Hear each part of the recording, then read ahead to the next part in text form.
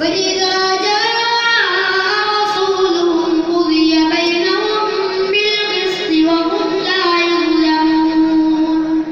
ويقولون متى هذا الوعد إن كنتم صادقين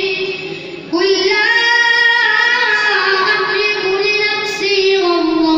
ولا نفعا إلا ما شاء الله ولو